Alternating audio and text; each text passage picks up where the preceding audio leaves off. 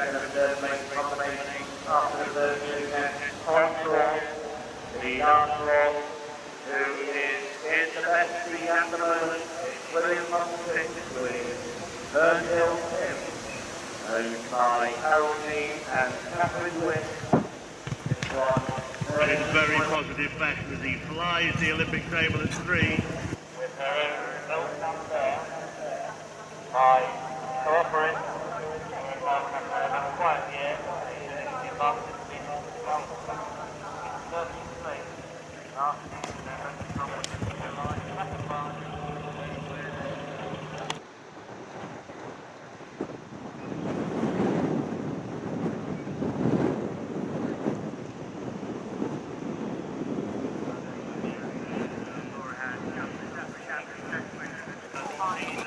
Blenheim grow and grow as an international event, and particularly in these last 4 years.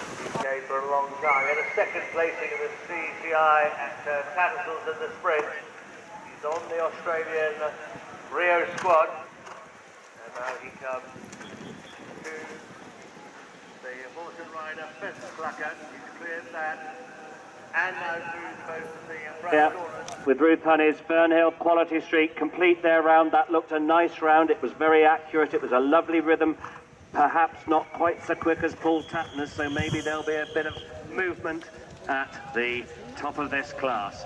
Andrew Nicholson and Theron step all over the horse and rider Pheasant. Cooley's first, having none of that, puts her back in the saddle again. Again up the second element, and now she's clear of them. I think Cooley's...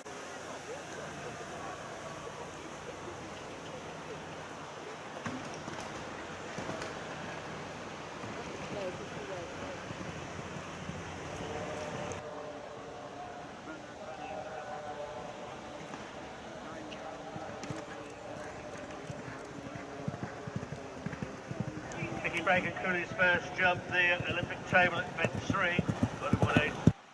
Now Andrew Heffernan safely into the water over the cup. 57.7 with 20 penalties picked up in the show jumping, so they're well down the order at the moment.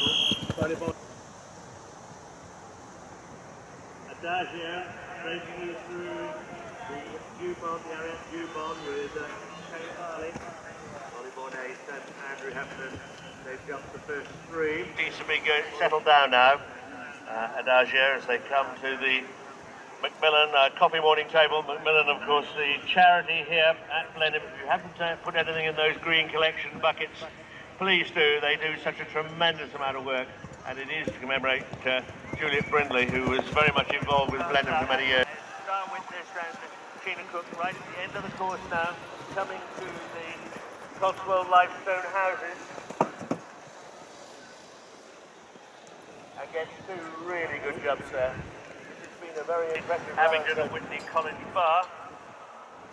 It's proved quite an influential, probably more influential today in the CIC, as one would expect with these 8- and 9-year-old horses. And she's going the long way there, jumps the bar from right to left and gets very close to the corner,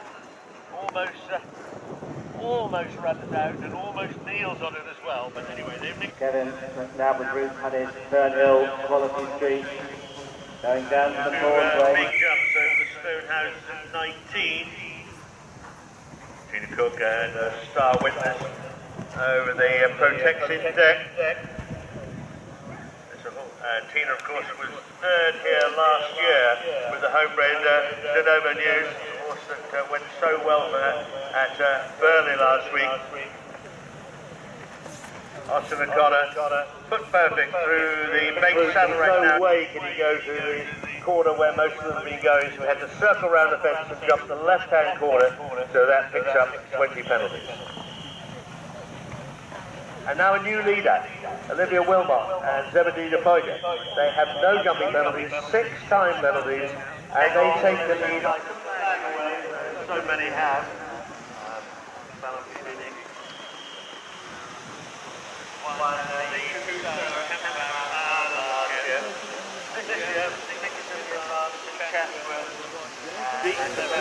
Of the Abingdon and Whitney College Bar.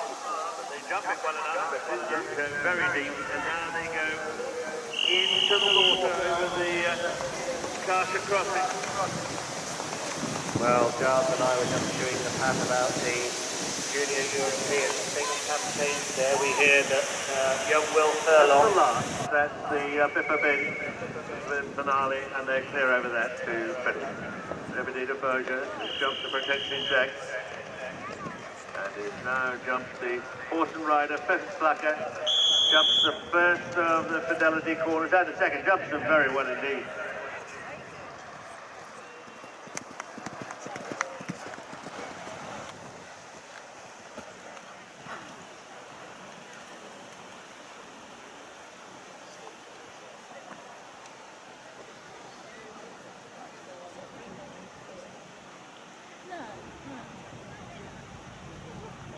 Jet at bench 5, he jumped that beautifully.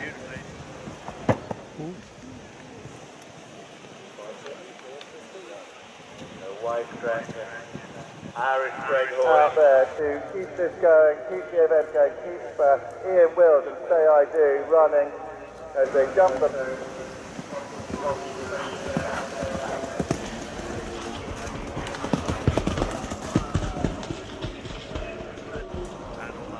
Bailey's horse feet, and they now go across the border for the first time.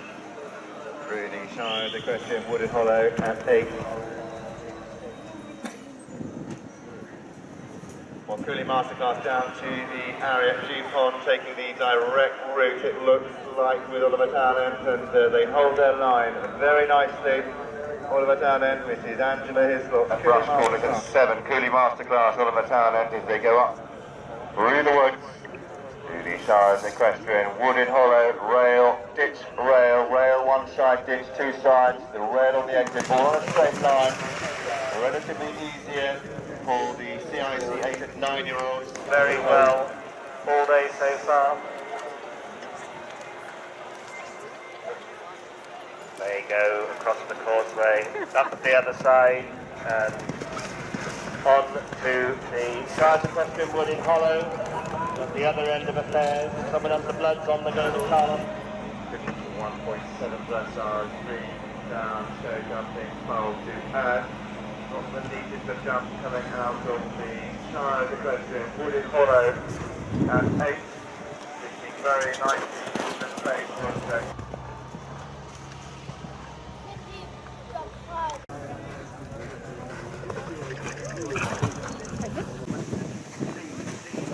Further west in the area. The equestrian clearance park rock take out of central 16. The area of the front there, taking photographs. See the scene, saw the right hand into the first rail. That area.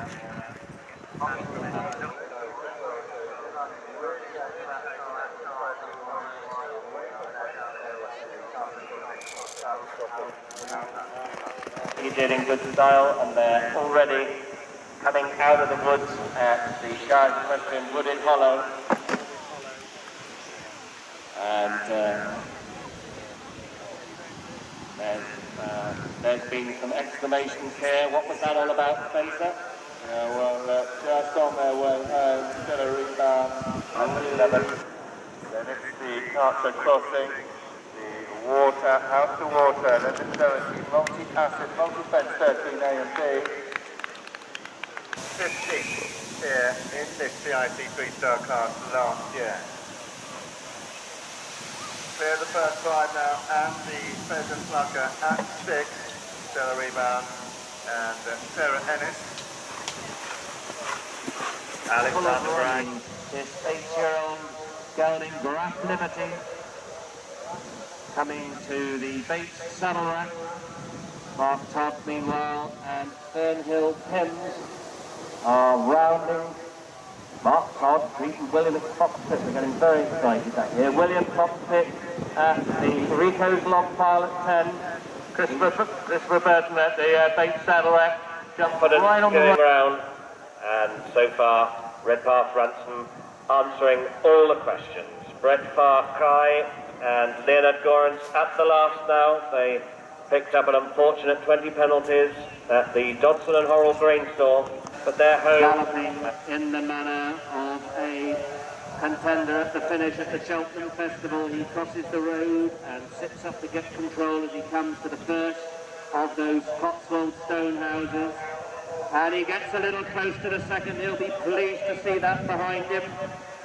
He's back into the crouch. He's taking the tightest line up this inside running rail as he turns to the penultimate fence.